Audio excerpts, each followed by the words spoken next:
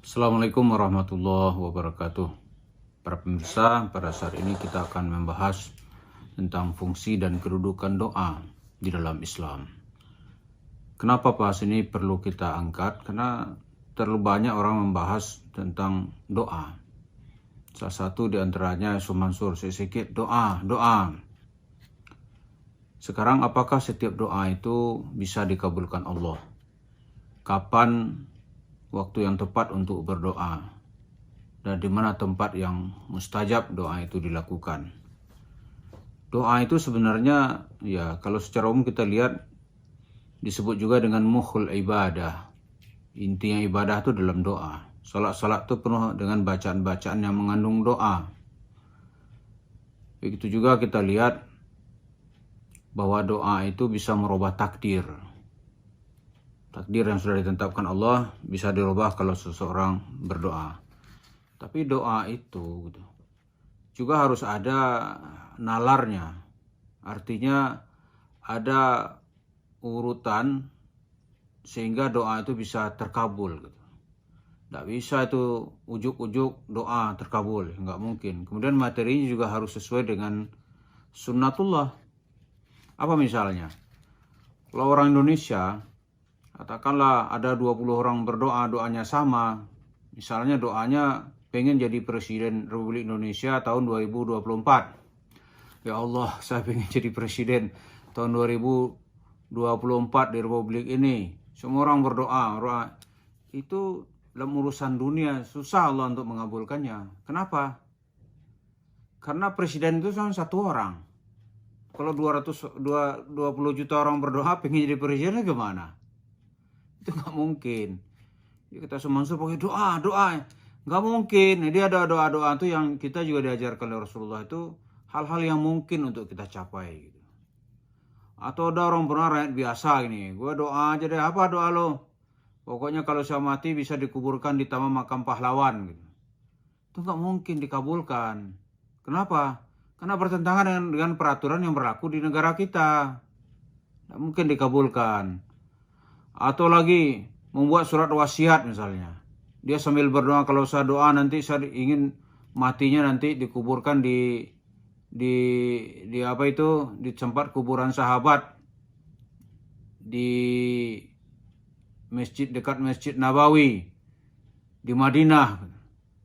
Itu doa yang susah untuk direalisasikan. Jadi kita berdoa untuk kehidupan kita, mohon keselamatan, mohon kalau kita berusaha, usaha kita supaya sukses, berkah.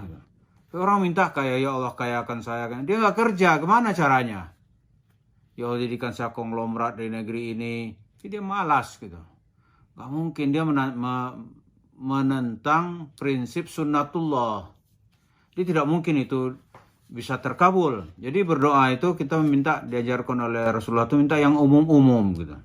Misalnya seperti doa yang sering kita sebut, Rabbana atina fid dunya hasanah wa fil akhirati hasanah wa qina adzabannar.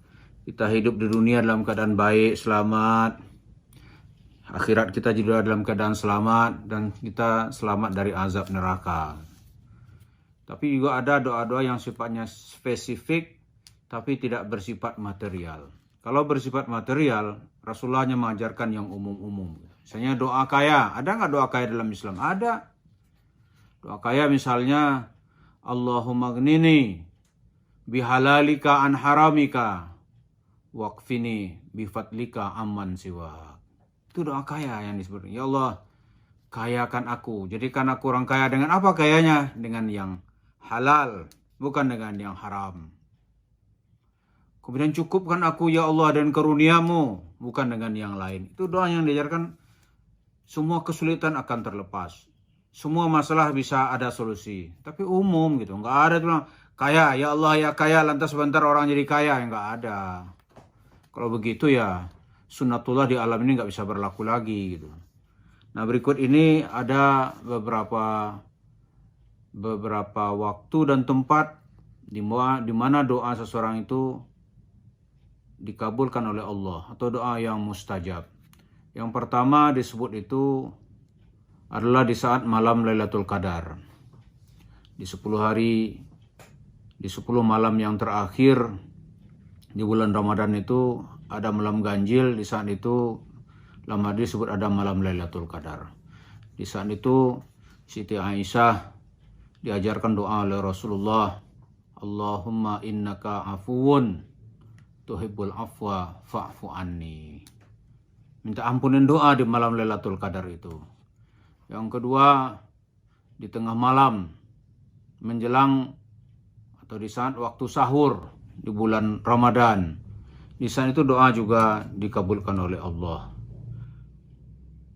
Yang ketiga juga disebutkan inda duburis salatil maktubah, di akhir salat wajib. Di sebelum salam itu seseorang berdoa kepada Allah sendiri-sendiri. Dia berdoa. Di saat itu doanya diijabah oleh Allah. Juga nanti doa ketika azan, orang azan kita berdoa. Juga berdoa ketika antara azan dan iqamat. Kita mengangkatkan tangan kepada Allah. Di saat itu disebut waktu yang mana Allah akan mengijabah doa. Yang ketiga, selanjutnya doa pada hari Jumat. Ketika khatib naik mimbar sampai selesai khutbah, di saat itu waktu di mana Allah mengabulkan doa. Begitu juga nanti sehabis asar menjelang maghrib di waktu hari Jumat. Doa di waktu duha. Dan banyak ya. Begitu juga nanti doa orang-orang teraniaya, orang-orang yang terzalimi, dia ditipuin misalnya. Pahala niat sedekahnya disalahgunakan. Di sana itu dia berdoa, maka doanya akan diijabah oleh Allah. Dia ditipu, mazlum gitu. Dia dianiaya, ditipu. Di sana itu dia berdoa, insyaallah doanya diijabah oleh Allah. Begitu juga doa seorang anak terhadap kedua orang tuanya. Dia berdoa supaya kedua orang tuanya dikasih ampunan, ditempatkan dalam kuburnya yang lapang, tidak diazab, nanti di akhirat juga masuk surga, itu diijabah oleh Allah. Begitu juga doa orang tua terhadap anaknya. Ketika anaknya lahir, dia berdoa, ya Allah, aku titipkan anakku ini kepadamu sebagaimana Ibrahim telah menitipkan keluarganya kepadamu. Maka insya Allah anaknya itu akan berkembang baik sesuai dengan harapannya. Itu doa anak terhadap orang tua dikabulkan, doa orang tua terhadap anak juga dikabulkan. Jadi banyak sekali waktu-waktu di mana doa kita akan diijabah oleh Allah. Dan tempat-tempat di mana doa kita juga diijabah oleh Allah. Nah, tempat yang paling mustajab itu disebutkan juga ada inda Arafah. Orang haji itu di hari Arafah itu dia berdoa, bermunajat, beristighfar. Saat itu disebut sebagai tempat di antara tempat-tempat yang doanya mustajab. Indah Zamzam, indah Multazam. Jadi Multazam itu dekat Ka'bah. Di saat itu ya orang umrah atau orang haji di Multazam, ya di sana itu doanya tempat di mana diijabah oleh Allah. Indah Tawaf, ketika dia sedang tawaf. Indah Sa'i, ketika dia melaksanakan sa'i. Di sana itu adalah doa-doa tempat di mana doa diijabah oleh Allah. Jadi banyak sekali doa-doa tempat dan doa diijabah oleh Allah gitu. Jadi ya kalau di sini dalam Islam wal Jawab, ulama-ulama itu lebih dari 27 tempat di mana doa seseorang akan diijabah oleh Allah Subhanahu wa taala. Asal yang kita doakan itu juga harus hal-hal yang masuk akal gitu.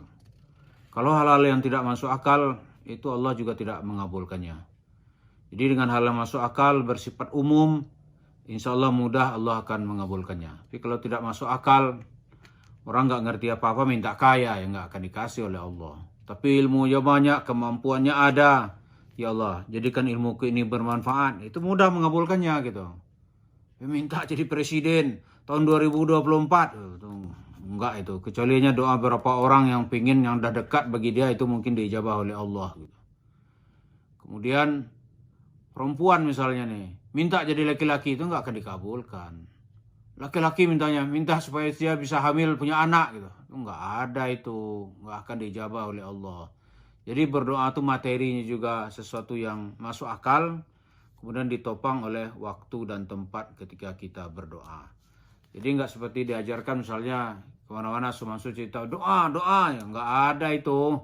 Karena Allah itu memperhatikan semua hambanya. Tidak hanya kalau seorang kita punya Allah, jangan takut. Lantas Allah apa mengabulkan doa seseorang lantas mengabaikan yang lain ya? Enggak ada. Allah itu maha adil. Allah itu maha tahu, maha bijaksana. Jadi jangan kita memperkosa gitu. Arti-arti Allah, arti kun fayakun, arti doa untuk menyampaikan maksud tertentu yang merugikan orang lain. Terima kasih. Assalamualaikum warahmatullahi wabarakatuh.